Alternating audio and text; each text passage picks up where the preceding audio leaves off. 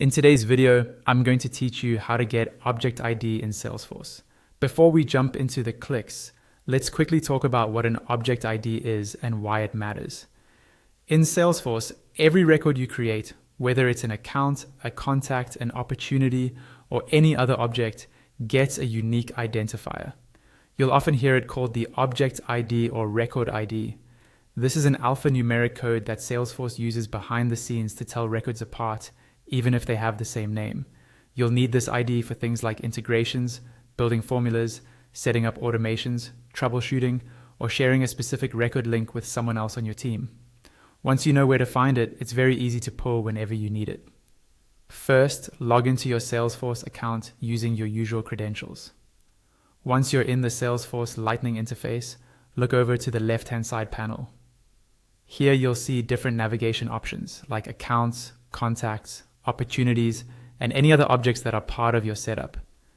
Decide which object you want the ID from. In this example, we'll use a contact, but the process is essentially the same for any other object. Click on Contacts in the left panel to open your list of contact records. You should now see a table with all your available contacts. From this list, click on the specific contact whose object ID you want to obtain. Salesforce will open that contact's record page. Give it a moment to fully load so that the URL in your browser updates correctly. Now, to grab the ID, move your attention to the address bar at the top of your browser. You'll see a long URL. In Salesforce Lightning, the object ID is the alphanumeric string that appears right after the part that says Lightning RR contact.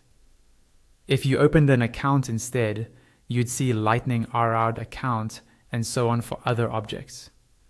The key is that the ID is the sequence of letters and numbers between that object name and the next section, which is usually R view or can edit. Carefully highlight just that middle portion, copy it, and that's your object ID.